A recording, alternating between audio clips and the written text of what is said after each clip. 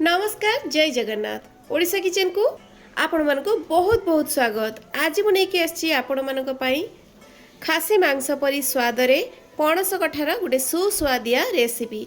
ताले चलतु किभली प्रोसेस रे मु आज रही सुस्वादिया रेसिपी को बनाऊची। वीडियो को स्किप न करी फर्स्ट लास्ट जाए देखि नबा।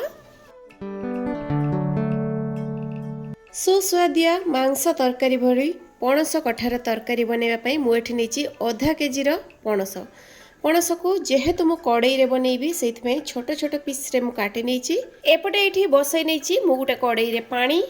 एठी पानी हमर भल भाबरे गरम हे गेला परे आमे जो इंचड़ को रखिथिले ताको देई देबा। इंचड़ को देई देई कि आमे अधिका या को सिझेइबानी 50% माने आधा सिझेइ नबा। गैस रो फ्लेम को मीडियम रे रखी कि आमे घोड़णी लगेइ नबा। एठी पणस को सिझेइला बेले आमे देई देबा एठी स्वाद देखि कि लूण आउ हाफ चमच मापर देदेबा हलदी गुंड जहाँ फल कौन हम पणसटा आमर कला पड़ोनी। 5 मिनिट पर पणस ये पूरा 50% सिझीगला अधिका या सिझेबानी। एबे आमे या बाहर करनबा। आउ ए जो पानीटा बळीगला या आमे तरकारी रे यूज करबानी या आमे फोपाड़ी देबा कहीं ना एटा कषा लगी थाए पानीटा। ए सेम कड़ई को मु पुणी थरे बसई नेबी। आ कड़ई गरम हो गला परे ता देहरे दे देबी तेल। मुझे सोरिष तेल नहीं यही पणस तरकारी को जदि आप सोरिष तेल रे बनाउछंती ताहले तरकारी आपनकर बहुत ही टेस्टी बोलिबो। तेल ये भल भाव गरम हो गलानी। आउ एठी मु नेची दीटा मीडियम साइज रो आलू जहाँ को कि मु बड़ बड़ पीसेस रे काटी नेची। एबे ये आलू को आमे भाजी नबा। तेल रे दे देकी गैस रो फ्लेम को आमे पूरा स्लो रे रखिबा। आउ घोड़णी लगेई देबा। एठी 4 रु 5 मिनिट परे देखि पारथिबे हल्का हल्का आलू भाजी हो गलानी। एबे आमे आलू को बाहर करदबा। आउ जो पणस को आमे आधा सिझे के रखिथिले से सब को दे देबा। पणस को दे देकी आमे एठी गैस रो फ्लेम को मीडियम रे रखिबा।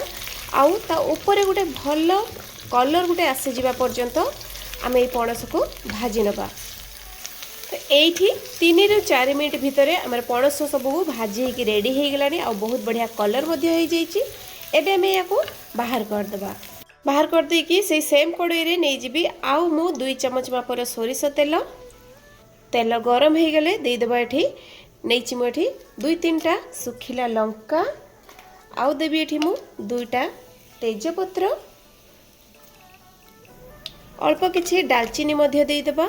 एठी मु नेछि 2-3टा लवंग आउ नेछि दालचीनी 6-7टा सॉरी गोलमरिच 6-7टा 2टा गोटा छोट अलैच दबा।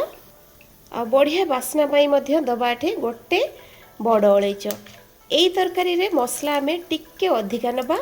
आ एठी मु नेछि 2टा मीडियम साइज रो पियाज को छोट छोट पीसेस रे पूरा काटिकी पियाज देई देकी आमे या को पूरा भलो भाबरे भाजी नबा। तार भितरे आमे गुटे मसला रेडी करिबा। जा पाई नउची मु किछि रसुण 1.5 इंच मापर अदा लंका आपण जो हिसाब रे खाइबे सही हिसाब रे नेबे। मु एठी नेछि 4टा कंचा लंका गोटे बड़ साइज रो पियाज को मु एमती रफली काटिकी नेछि। गोटा धनिया नेछि मु एठी गोटे चम्मच आपण चाहिले गुंड धनिया गुंड मध्ये नै परिबे। आउ नउछि मु एठी गोटा जीरा गोटे चम्मच।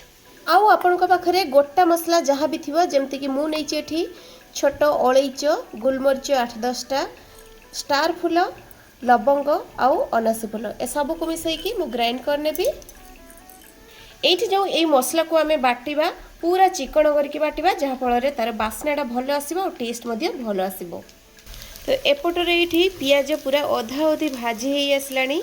ए स्टेज रे आमे कोन करबा ना एठी मु नेछि 3टा छोट छोट टमाटो को 4 फाळ करके नेछि। ए पियाज भजा परे आपण टमाटो को देबे देखिबे तरकारी रो टेस्ट बहुत बढ़िया आसीबो। आउ तार गोटे अलगा माने टेक्सचर बनिबो। ए स्टेज रे 5-7 कुला गोटा रसुण दे देबा। रसुण जत्ते ए तरकारी रे आपण देबे जेहेतु आमे मांस भलिया टेस्ट रे आमे याको बनैबा तेनो रसुण टिके अधिका देबे। ता छडा पणस तरकारी जेहेतु आमे टिके एथरे रिच मसला देकी बनैले पणस तरकारी टेस्ट बहुत बढ़िया आसीबो। आ पूरा मटन की चिकन भलिया टेस्ट आसीबो। टमाटो दे सारिकी आमे तरकारी रे पूरा जत्तक दरकार लूण से अनुसार स्वाद देखिकी दे देबा। एठी लूण मु नैछि 1.5 चम्मच लूण हळदी गुंड गोटे चम्मच आउ लंका गुंड मध्य दे देबा आमे एठी गोटे चम्मच।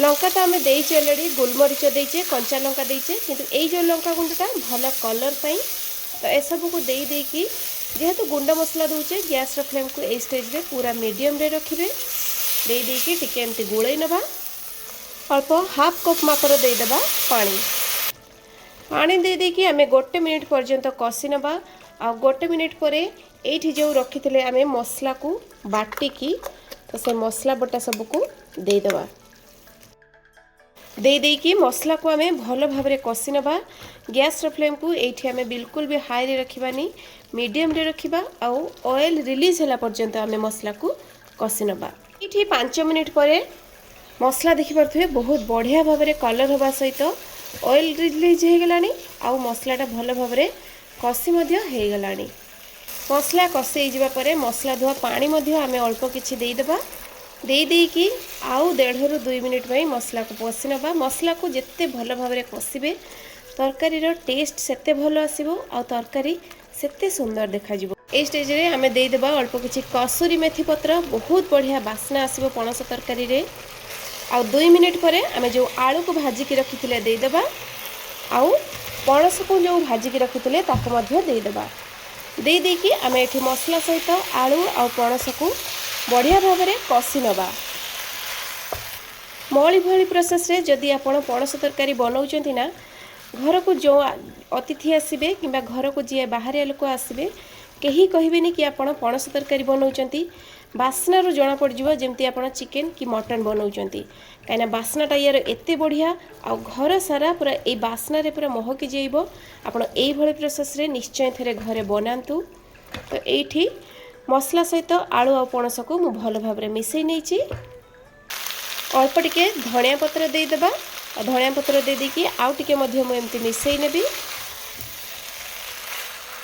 ए स्टेज रे दे देबी पानी मोटी उषुम पानी नहीं आउ पणस बोड़ीला मापर पानी देकी मु फुटई नेबी जेहेतु मु कड़ई रे करूची तेणु मु टिके एठी पानी अधिका नहीं आपण जदि प्रेशर कुकर रे बनाउथबे तेबे जस्ट पणस बोड़ीला मापर पानी देकी आपण गोटे सीटी मारिबे अधिका बिल्कुल भी मारिबेनी नहले अधिका सिझी होले मध्ये भल लागिबोनी एबे मैं घोड़नी लगे देबा आउ 8 ରୁ 10 मिनिट पई याकू सिझिबा पई छाड़िबा एठी 5 मिनिट हेई गलानी 5 मिनिट पर मु आपन को देखाऊँगी पणसटा बहुत बढ़िया भाव में सिझी जाइए ए स्टेज रे मु देदेबी एठी गोटे चमच मटन मसला आपन चाहिले चिकन मसला मध्ये दे परिबे आउ सबा लास्ट देदेबा अल्प किछि धनिया पत्र दे देकी आमे याकू आउ टिके भल भाव में गोळै नेबा जदि आपणकर एठी अधिका पानी टिके पसंद ताहले तरकारी अधिका पानी दे परिबे नहले एमिति मध्ये रखि परिबे एमती कसा कसा करिके मध्ये खाई पारिबे मु याकू आउ 2 मिनिट पई दम रे बसई देबी गरम मसला आउ धनिया पत्र दे देकी